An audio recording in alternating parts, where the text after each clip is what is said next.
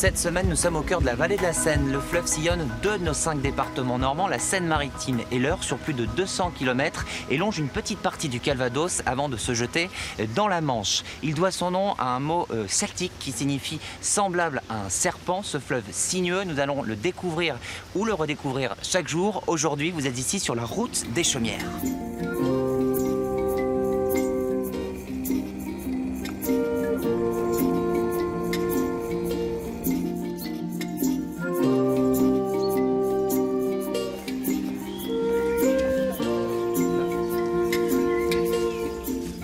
Alors ici, vous nous avez déniché un petit bijou, oui, c'est ça? C'est une superbe chaumière qui vient d'être refaite et qui a été entièrement rénovée. C'est vraiment la chaumière de la tradition normande. La chaumière typique, quoi. Hein. Typique, oui. Depuis ses 16 ans, Fernand Martin travaille le chaume, la tige de roseau utilisée pour obtenir ces toits si emblématiques. Après 44 ans d'activité, il vient de raccrocher, mais toujours prêt à partager son savoir-faire. Toutes les chaumières avaient un fêtage terre dans le temps. Maintenant, ça a évolué un petit peu. Maintenant, on peut mettre que du ciment ou on peut mettre des tuileaux là-haut. Mais le véritable fêtage des chaumières, c'était terre et fleurs. C'est l'esthétique de la chaumière surtout, ça n'a rien à voir avec la tenue du roseau. Et la matière première du toit, ça explique aussi que ce soit dans cette région-là, plus proche de la Seine? Oui, parce que la matière première est pas très loin. Hein. Les roseaux du pont de Normandie, les roseaux de pays, il y a une trentaine d'années, il y avait beaucoup de roseaux du Marais-Vernier, il y en avait au pont de Tancarville, c'était les roseaux du coin. Le métier de chaumier se transmet de père en fils. La formation se fait sur le tas, sur le terrain.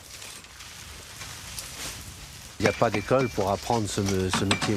Il faut automatiquement, je vous dis pour ça, on apprend sur place. Mais c'est comme tous les autres métiers, hein, il faut quand même au moins 3 ans afin de savoir tout faire. Un toit en chaume se renouvelle tous les 40 ans. Une durée de vie 2 fois plus grande qu'un toit classique.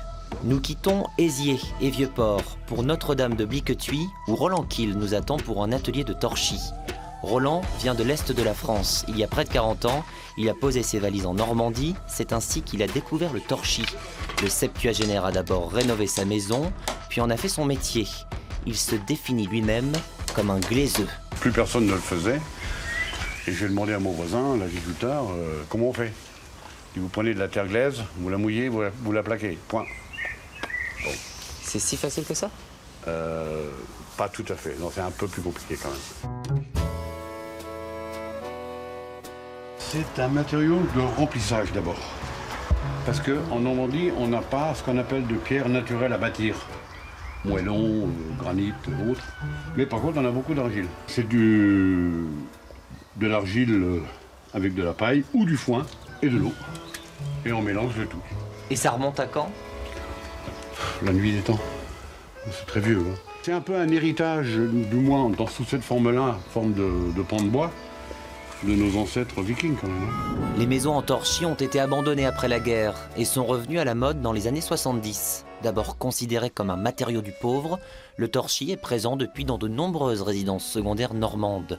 Ce qui a changé aussi, c'est la méthode. Quand j'ai démarré, on le faisait au pied.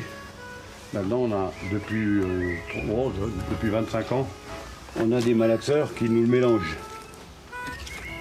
On gagne beaucoup de temps. Et c'est surtout beaucoup moins fatigant.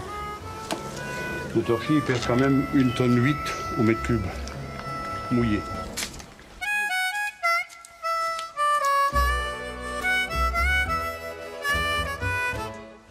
Voilà pour aujourd'hui, et si vous souhaitez vous-même faire du torchis, sachez qu'une association, le Savoir-Faire, propose des stages régulièrement en Normandie. La Maison du Parc, ici à Notre-Dame de Bliquetuit, dispense aussi des formations au beau jour.